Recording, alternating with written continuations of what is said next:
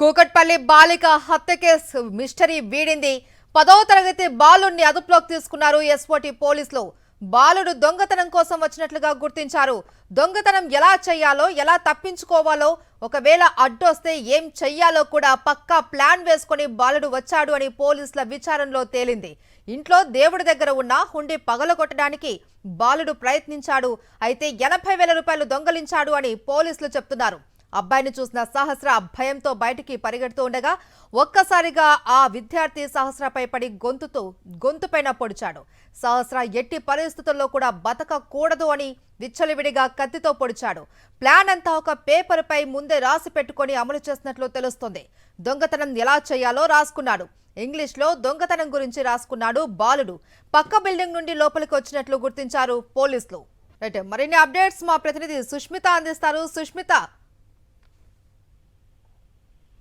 Maheshwari, so మొదటి నుంచి కూడా చూస్తున్నాము, పోలీసులు కూడా చాలా రకరకాలుగా కూడా విచారణ జరిపారు. సీసీటీవీ ఫుటేజ్ లేకపోవడం కారణంగా చుట్టుపక్కల స్థానికులు కానీ ఆ బిల్డింగ్ లో ఉన్న అందరినీ కూడా విచారించిన పరిస్థితి కనిపిస్తుంది. అయితే ఆ క్రమంలోనే ఈ బాలుని కూడా ఇన్వెస్టిగేషన్ చేసే సమయంలో అతను కొంచెం తడబడినట్టుగా కూడా చెప్పడంతో కూడా పోలీసులు అతనిపై అనుమాన పడినట్టుగా కూడా తెలుస్తుంది. అలాగే వేలు ముద్రలు కానీ అలాగే డేటాకు సంబంధించి అన్ని కూడా పరిశీలించడం ద్వారా కూడా ఈ బాలుడే చంపి ఉంటాడని కూడా పోలీసులు అనుమానించినప్పుడు తర్వాత పూర్తిగా స్థానికుల సహాయంతో కూడా ఇతను చంపాలని కూడా పోలీసులు అయితే ప్రస్తుతం నిర్ధారించినట్టు కూడా తెలుస్తుంది. అయితే పక్క నుంచి ఏదైతే ఆ సహస్ర ఇల్లు ఉంటుందో ఆ పక్కన ఒక 5 అంతస్తుల భవనం కూడా ఒకటి ఉంది. ఆ 5 అంతస్తుల భవనం నుంచి 3వ ఫ్లోర్ నుంచి ఆ పెన్ హౌస్ లోపలికి వచ్చినట్టు కూడా అయితే పోలీసులు గుర్తించారు. అక్కడ నుంచి అంటే కింద నుంచి వచ్చినట్టు ఎటువంటి ఆనవాళ్ళు లేవని కూడా పోలీసులు ముందు నుంచి వస్తున్న పరిస్థితి. అయితే పూర్తిగా కూడా అటుపక్క ఏదైతే అపార్ట్మెంట్స్ ఉన్నాయో అపార్ట్మెంట్ దగ్గర కూడా వెళ్ళి పోలీసులు అయితే చెక్ చేశారు. అయితే ఆ కోణంలోనే 3వ ఫ్లోర్ నుంచి కూడా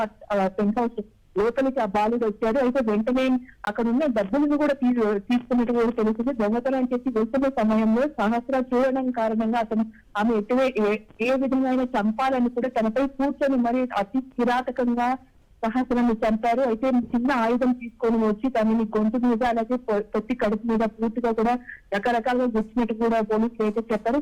ఏదైతే పోస్ట్ మార్టం నివేదిక వచ్చిందో పోస్ట్ మార్టం నివేదికలో దాదాపు 20 కోట్లు ఉన్నట్టుగా కూడా తెలుస్తుంది. తను చనిపోయిందని నిర్ధారించుకున్న తర్వాత ఒకవేళ చనిపోలేదంటే తన గొంతుపై మరో 2-3 కోట్లు వేసి చంపేసి అక్కడి నుంచి వెళ్లిపోయినట్టుగా కూడా తెలుస్తుంది. సో ఇదంతా కూడా ఒక పక్కా ప్లాన్ తోనే తను వచ్చినట్టుగా కూడా ఒక పేపర్ లో రాసుకొని వచ్చారు. ఏ విధంగా చెప్పాలి, అక్కడి నుంచి ఎక్కడికి వెళ్ళాలి, ఏంటి అని ప్రతి ఒక్కటి కూడా ఒక పేపర్ లో ఇంగ్లీష్ లో రాసుకొని దానికి సంబంధించి కూడా పూర్తిగా అమలు చేసినట్టుగా కూడా తెలుస్తుంది. సో ఆ ప్లాన్ ప్రకారమే ఆ ఇంట్లోకి వెళ్ళాడు, డబ్బులు తీసుకున్నారు, ఆ దొంగతనం చేశారు. ఆ తర్వాత సహస్ర కనిపించడం కారణంగా తనని అక్కడికక్కడే కిరాతకంగా చర్చ చేశారు. ఆ తర్వాత అక్కడి నుంచి అదే తోవలు ఏవైతే వచ్చాడో అదే తోవలో బయటికి వెళ్ళిపోయినట్టుగా కూడా తెలుస్తుంది. సో పూర్తిగా కూడా సీసీటీవీ ఫుటేజ్ లేకపోవడం కారణంగా 4 రోజుల సమయం అయితే పోలీసులకు పట్టింది. కాకపోతే ఈ ఇన్వెస్టిగేషన్ ఏదైతే చేస్తున్నారో దాదాపు ఒక 10 మందికి పైగా కూడా పోలీసులు అందరినీ పోలీస్ స్టేషన్ నుంచి వాళ్ళందరినీ కూడా విచారించారు.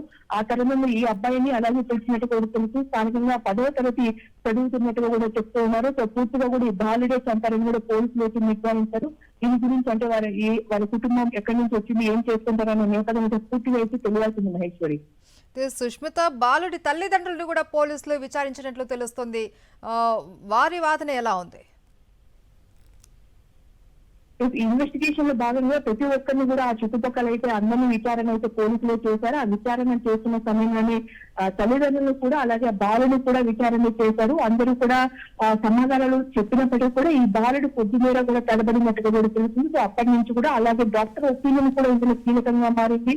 ఏదైతే పోస్ట్ మార్టం నివేదిక వచ్చిందో ఆ సమయం నుంచి కూడా డాక్టర్ ఒపీనియన్ తో పూర్తిగా కూడా 20 సంవత్సరాల లోపు ఆ పిల్లవాడే చంపి ఉంటారని కూడా డాక్టర్ నివేదిక ఇచ్చినట్టు కూడా చెప్తూ ఉన్నారు. ఆ డాక్టర్ నివేదిక ఆధారంగా ఆ పోస్ట్ ఏదైతే కత్తితో పొడిచారో ఆ కత్తి పోతూ కూడా దాని కారణంగా కూడా 20 ఏళ్ల బాలుడు అని కూడా చెప్పారు. సో ఆ బేస్డ్ అంతా పూర్తిగా కూడా ఈ డీటెయిల్స్ ఆధారంగా ఈ 10వ తరగతి పిల్లాడే చంపి ఉంటారు. ఎందుకంటే 20 ఏళ్ల లోపు పిల్లాడు కాబట్టి సో పూర్తిగా నిర్ధారించి ఆ తర్వాత అనుమానం వచ్చినప్పుడు కూడా పలు ఆధారాలు సేకరించినట్టుగా తెలుస్తుంది. అక్కడి నుంచి టెక్నికల్ ఎవిడెన్స్ కానీ వేలు ముద్రలు ప్రతి ఒక్కటి డాష్ ట్రాక్ కానీ ప్రతి ఒక్కటి సహాయంతో పోలీసులు అయితే ప్రస్తుతం ఈ నిందితులను రెడ్డి చేయించినట్టు కూడా తెలుస్తోంది. సో పూర్తిగా తల్లిదండ్రుల విషయం అయితే ఇంకా తెలియాల్సింది. ఈ అబ్బాయితో 10వ తరగతి నియర్ ఒక స్కూల్లో చదువుతున్నట్టు కూడా సమాచారం ఉంది Maheshwari. Right, thank you Sushmita.